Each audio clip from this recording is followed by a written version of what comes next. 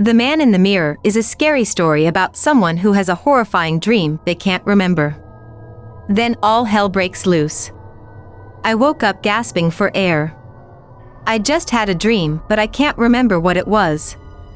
I shake off the disturbed feeling I had and I look at my clock. It's 3 a.m. I've never been afraid of the dark, but tonight something wasn't right. I felt someone was watching me. I live in a 2-story house with many mirrors. My dad set them up so that if you stand in certain spots, you can't be seen, but you can view the entire room. I have an acute sense of hearing. For example, I can hear my cat jump off the couch in the living room while I'm in my room on the 2nd floor. I always have a sense of when things aren't right. I had that feeling now. The phone started ringing. I mindlessly got up to answer it. As I picked it up, all I heard was a breathing at the same rhythm as mine. I hung up. All the lights were off. I could have sworn I left the living room light on. I go downstairs to turn on the light. The back door was wide open and now, so are my eyes. I jump over the furniture to avoid the usual path and shut it quickly. I thought, this won't make much difference at this point. I guess it was reflex. It was pitch black, so I let my ears adjust after hearing my heart in them. I touch the walls to guide myself to the kitchen. I grab the biggest knife out of the sink and get ready to attack. The water seemed thicker. I try to control the sense, the fear I have. I then hear a steady drip, drip, drip sound coming from the sink. I reach up to turn off the faucet, only to find it was already completely off. I grope for a light switch and flip it on. I hold in my terror as I see what caused the dripping. My cat was strung up by a noose above the sink, cut in a straight line from the neck down. The blood had filled the sink and the steady drip, drip, drip was the blood dripping from the tail. My hand and the knife were covered in blood. There was something written on the counter in my cat's blood. It reads, "See with your ears, not with your eyes. For you are in for a real surprise." Just then, the power went out. As my eyes adjusted, I strained my ears for any sound. A loud boom came from the back door and I jumped and hit the fridge. The boom kept happening but grew quieter and quieter until it was practically unnoticeable. I felt along the wall for the closet door. I opened it and grabbed my baseball bat. I walked with it in front of me to the back door. As I opened it, I couldn't help but scream a little. My dad was hanging with a cable tied around his neck. It was connected somewhere in his room and he was outside the window. As he spun, I saw another note. It was nailed into his heart.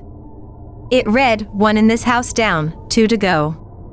You are last, so enjoy the show." I then heard an evil, high-pitched, disturbing laugh. It came from all directions. I again strained my ears and heard footsteps from the top floor, stepping quickly but covering little ground, like a loud taunting tiptoe. I ignored it and went to check the circuit box. When I opened it, there was a note that read, "The lights are off for a reason. Turn them on if you please. I promise the sights you see will bring you to your knees." I ripped off the note and flipped the switch. The same voice that laughed yelled, "I warned you," in a childish way. I walked back in through the back door and immediately turned on the light. I fell down to my knees. 10 people I didn't even know were strung up in different ways all around the room. Some by their necks, others by their toes, a few even by their hair. All had their eyes dug out and open gaping mouths. All were hanging about a foot above my height. I was crying, but I got back up. I was determined to destroy this madman. As I walked to the stairs, staring at all the bodies, I heard a sound like something was dropped down the stairs. It was a blood-covered arm. I heard the sound again, this time it was a leg. Then an arm, then a leg, and finally a head. It was my mom's head. I backed into one of the corners and looked at the mirrors. All of the mirrors were blocked by bodies and all of them turned to stare at me. I broke down and started crying and twitching. I looked up and saw what caused it. I looked up at the only viewable mirror and saw the man, the beast that caused this. It was me. My dream rushed back to me. I was a serial murderer on the loose. I murdered house by house. I killed each living thing in each house as brutally as I could, taunting them before I killed them. I was attacking my next victim when I woke up. In the mirror, I saw myself covered in blood standing with a wicked smile on my face. Then in my own crazed tone of voice I said, "Told you, you were last," and then I slit my own throat, smiling and twitching as all color left my body. The outsides of my vision began to darken as I heard a demonic voice say, "Welcome home." The Packed Lunch is a scary story about a girl who meets a new kid at school whose mother packs a lunch for her every day. I ran to school as fast I could. It was almost time for the bell to ring. Luckily, I made it in time. I was never late to school. The bad thing was, my best friend didn't come to school that day. I had nothing to do during lunch, so it was really boring. I had some other kids to hang out with, but they were always talking amongst themselves, so they didn't include me in the conversation most of the time. I was just roaming around the school when I saw a little girl sitting far away from the others. She was all alone, eating her lunch. She looked so lonely that I thought I would try to make friends with her. "Hey there, what's your name?" I said, sitting down beside her. She stopped eating and looked at me. "I'm Daisy," she replied quietly. "Why are you sitting here alone?" I asked her. "I'm new here," she said. "I just came to this school a few days ago, and I don't have any friends." "Oh," I said, looking at what she was eating. "Cute lunch. Did you make it yourself?" "It looks delicious." The lunchbox she was holding in her hand was filled to the brim with meat. "No. My mom prepares a packed lunch for me every day," she said. "Do you want to try it?" The girl took a piece of meat out of the lunchbox and handed it to me. I ate it. It tasted awesome. Wow. I've never tasted something this good, I said, surprised. She looked delighted. "Really? Thank you," she said. "I'll ask my mom to make a packed lunch for you tomorrow." I agreed. She smiled brightly. I smiled back at her. I was looking forward to the lunch. When I got home after school, I received a text message from my best friend saying that she was sick and would not be able to go to school the next day. I felt really down, but then again, I wouldn't be lonely. I had a new friend to talk with during lunch hour. The following day, I ran down the stairs during lunch period. I was starving for my new friend's lunch. She was waiting for me at the bench where we met the other day. "Here's the packed lunch my mom made for you," she said cheerfully. "Thanks," I said, already licking my lips. When I opened the lunchbox and looked inside, the smell of freshly cooked meat filled the air. It looked really delicious. I stabbed my fork into a piece of meat, blew on it and shoved it into my mouth. It was even tastier than it had been the previous day. I wondered how her mother learned to cook such delicious food. "Thanks, really. It's a great meal," I said. "Do you want to come over to my house?" she asked. "Of course," I said. That day, after school had finished, I called my mom and told her that I would be home later than usual. Daisy lived quite far from my place and there were very few houses on her block. The house looked nice from the outside, but when we walked inside, a pungent smell caught my nose. It was so overpowering, but Daisy didn't seem to notice and I didn't want to embarrass her by mentioning it. She led me to the kitchen and the horrible smelling grew even worse. I had to hold my breath. She asked me to sit down, so I sat on a chair. The disgusting smell was driving me crazy. What kind of house is this? I thought to myself. There was a bowl sitting on the table. I peered into it and something began creeping me out.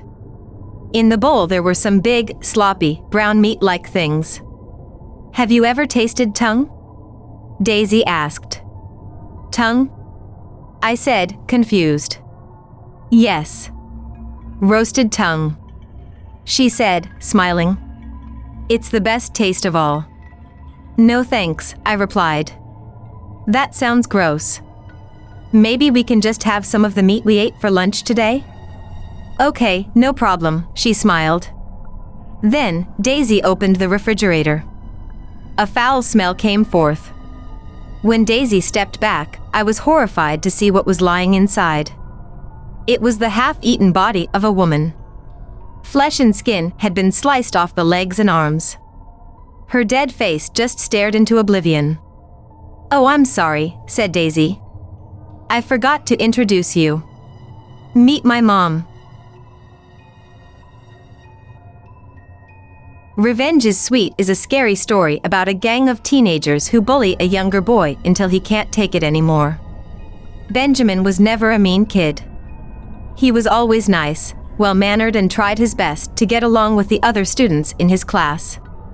All he ever wanted to ever do was go to school, get his work done, and go home.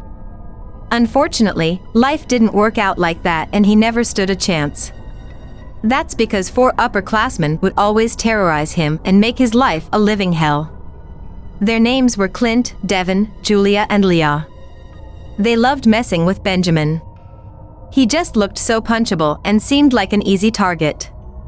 Clint and Devin would usually corner him in the hallways and beat him senseless while Julia and Leah laughed and cheered them on. Sometimes the girls even threw in a few punches themselves. One day, Clint was in a very bad mood and felt like letting off some steam.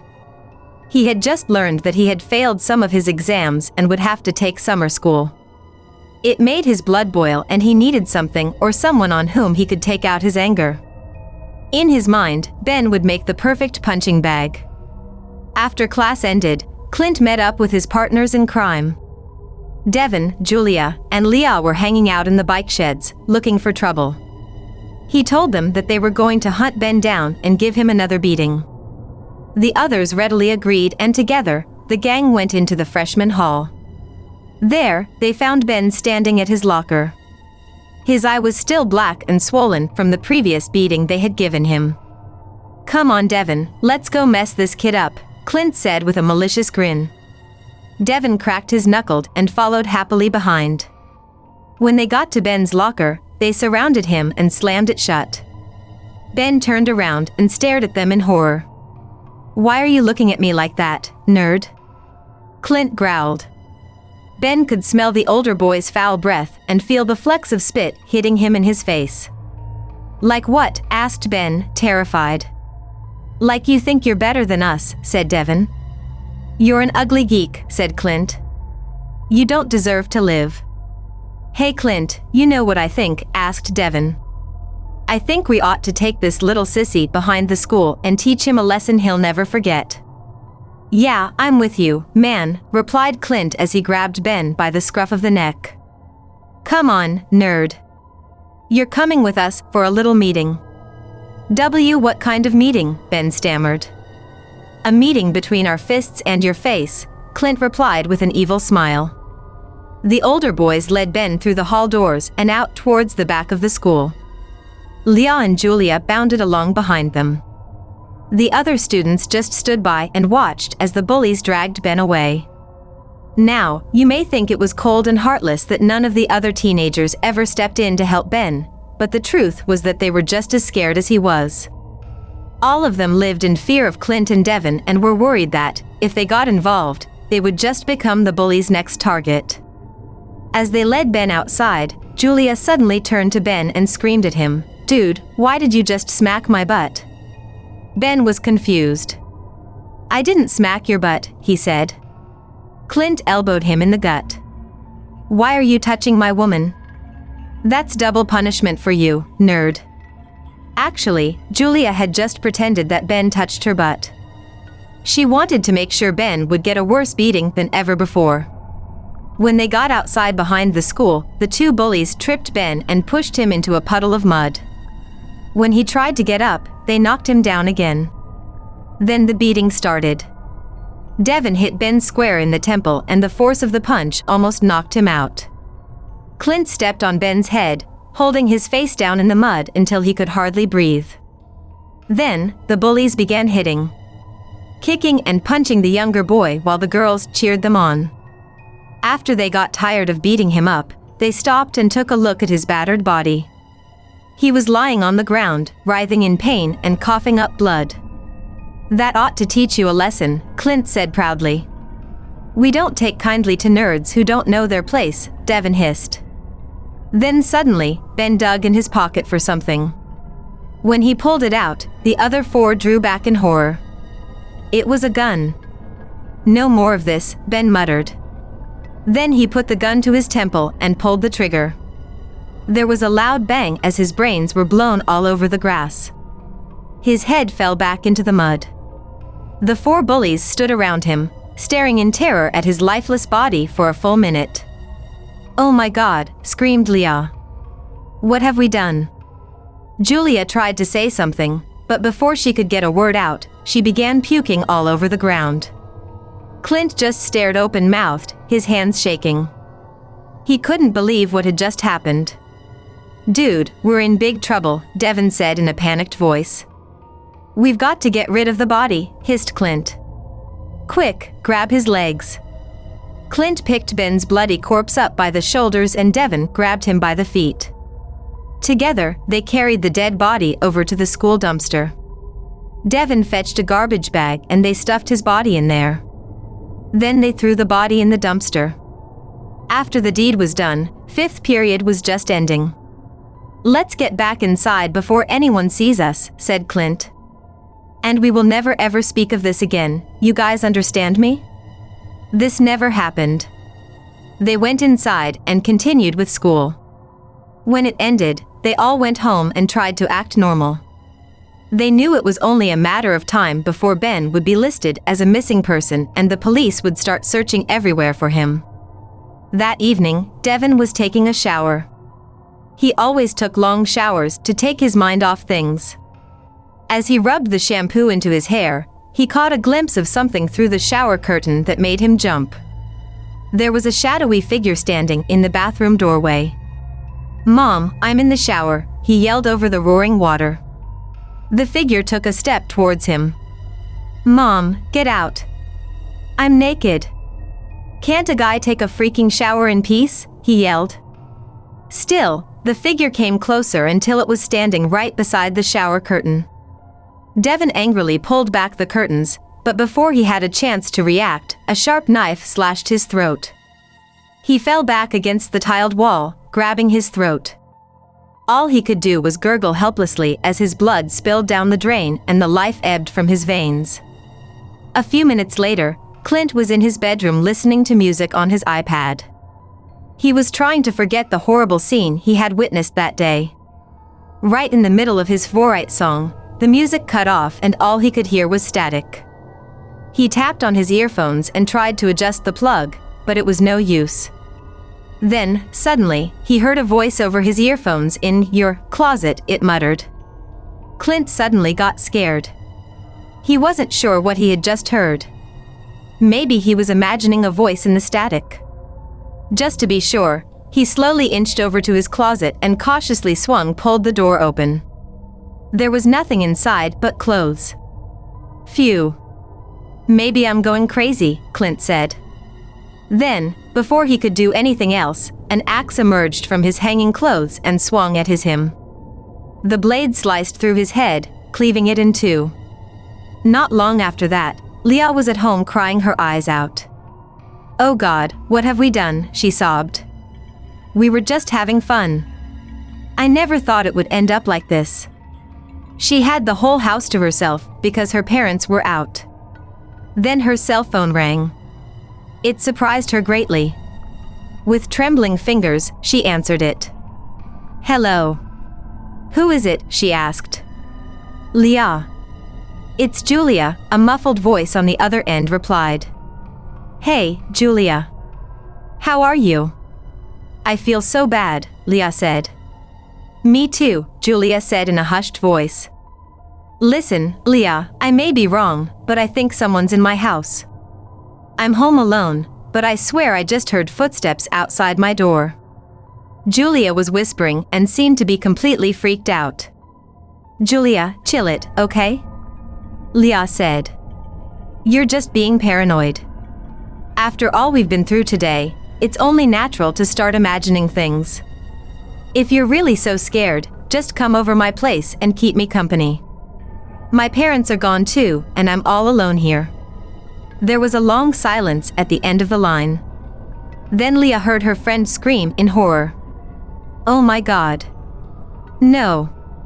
You're dead. No. Get away. Get away from me."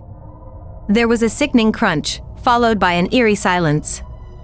Leah kept on calling Julia's name, but got no answer.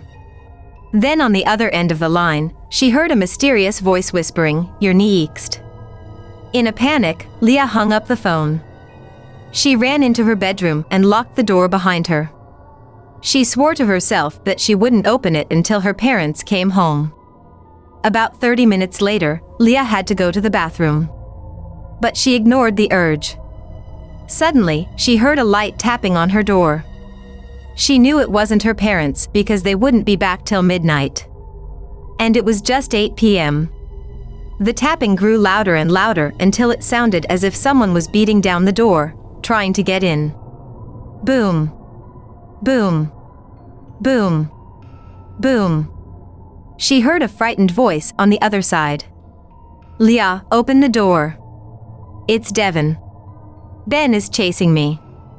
Open the door right now. Please. For the love of God, open the door." Leah turned the key in the door and pulled it open. To her horror, a muddy, bloody arm reached into her room and grabbed her by the throat. She tried to scream, but all that would come out was a strangled croak. The muddy fingers tightened around her neck until she couldn't breathe at all and her face turned bright purple. The last thing she heard was a voice whispering, "Revenge is sweet." The Bouquet of Flowers is a horror story about a young woman who works in a call center and has an encounter with an angry customer. There was a woman named Mary who worked as a technical support specialist in a call center. It was very busy and the phones were ringing off the hook. She was having trouble keeping up with the huge number of calls. Shortly after lunch, Mary answered the phone and there was a very angry customer on the other end. He said he had been waiting on hold for almost 45 minutes.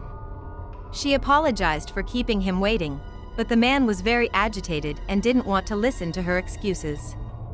When she was not able to find a solution to his problem immediately, he became even more upset.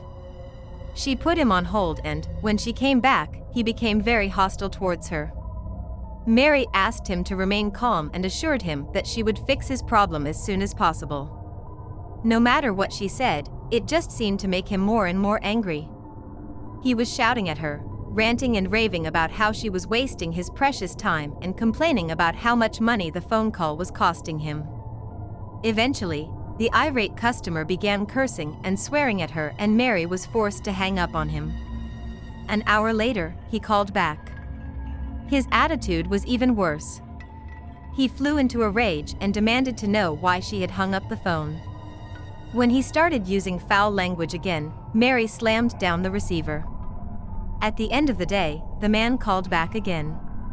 This time he had calmed down and seemed embarrassed.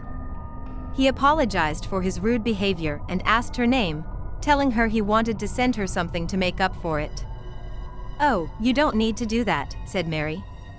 No, I really want to," replied the man. "Just a little present to show how sorry I am." "We're not actually supposed to give out our names," she said warily. "Just give me your first name then," he said. "Well, okay. My name is Mary," she replied. Sure enough, when Mary arrived at work the next morning, there was a lavish bouquet of flowers sitting on her desk. There was a card with the flowers that had her name on it. Mary was delighted. Nobody had ever sent her flowers before. At the end of the day, when her shift ended, Mary said goodbye to her co-workers, picked up the bouquet of flowers and walked out to the car park. She wanted to get the flowers home quickly so she could put them in a vase.